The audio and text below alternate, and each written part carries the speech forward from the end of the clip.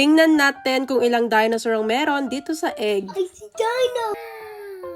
Meron ako ditong dinosaur egg. And this time, medyo malaking egg nga itong ididig natin. And excited na din ako kung madami ba tayong makukuhang dinosaurs. So, pag open, meron ditong maliit na instructions. Tapos, meron din ditong tools na kakailanganin natin sa pagdidig itong egg. Akala ko nga nung una na deform to, pero hindi pala, design talaga siya. Tinanggal ko na din yung balot ng egg para makapag-start din tayo kaagad. And tingnan nyo, super ganda nitong dinosaur egg natin. Parang nakakapanghinayang tuloy na sirain. Nandito na nga din si Charlie and Chino at excited na sila dito sa egg dahil alam nga nila ng mga dinosaurs yung laman. And dito, ina-explain ko na sa kanila kung ano ba yung mga dapat naming gawin. And pinatry ko na din muna sa kanila yung mga tools. Gumawa na din ako ng bowl tapos nilagyan ko ng water. Mas madali kasing magdig pagka malambot na. Dahil kapag hindi namin ilalagay sa water, baka bukas pa kami matapos. Binabantayan din talaga to ng twins tapos nakikita nga nila yung mga water bubbles. At dito, unti-unti nang lumalambot itong egg. Check ko na din muna at ito ready na. Mix it.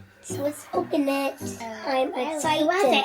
Excited na nga daw silang makita kung ano ba yung mga dinosaurs na makukuha nila dito. At agad-agad ito nag-start na kaming mag-dig. And tama nga kasi naka-help talaga yung paglubog sa water kasi ang lambot na niya. I see dino. At dito, unti-unti na nila nakikita yung mga dinosaurs. Hanggang sa may una na kaming nahukay. Kansas T-Rex. Ang nangyari, si Charlie yung taga-dig, si Chino yung taga-identify kung ano bang dinosaur yun. So, dinidig ni Charlie tapos nilalagay ni Chino dun sa bowl. Antos. Kailangan pa kasing linisin pagkahukay kaya nilalagay nila sa tubig. What's tractor? At dito, kung makikita nyo, sunod-sunod na talaga yung mga nahuhukay naming dinosaur. That's fossil. At kada meron makikita si Charlie and Chino talagang na-excite. What's it? Much better pala siguro kung mga 1 hour namin siyang binabad sa tubig. Kasi malambot na yung labas niya pero yung loob medyo matigas. Dinosaurs. Wow. What's that? Triceratops. This it? Triceratops. Put it in water. Brachiosaurus.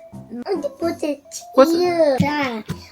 It's dino here. O diba, basta dinosaur talaga, tuwang-tuwa tong mga to. Stegosaurus. Nag-aagawan pa nga dun sa mga dinosaur. Pero finally, tingnan nyo, nangangalahati na kami dito. Dinosaurus. Gronodon. Gyrospophus. Napakanta pa nga si Chino. It's a pewa. Pera? It's pewa. Pera? Money? Pewa. Money. Wow. It's Troodon. Hanggang sa dito, marami-rami na kami nakukuhang dinosaurs. At mukhang marami pang natitira dun sa loob. Wow, it's here. The dinos. And here Sige nga, nabilang nyo ba yung mga dinosaur? is a Pachyrhinosaurus. What's this, Dino? It's Rampiosaurus. Velociraptor. Kaso napansin ko, parang ako na lang yung nagdidig dito. Ang linis na ng kamay ni Charlie. Kissaquacus. Bilinonyx. Sabi ko sila yung magdidig, pero bakit parang ako na yung tumapos? It's a Dilophosaurus.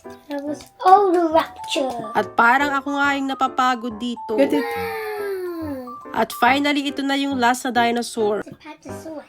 Nilipat na nga din pala nila yung mga nakuha naming dinosaur dun sa kabilang lalagyan dahil malinis na. What's my hand? Anyway, ang importante is nag-enjoy ang twins. Kahit parang mas nag-enjoy ako.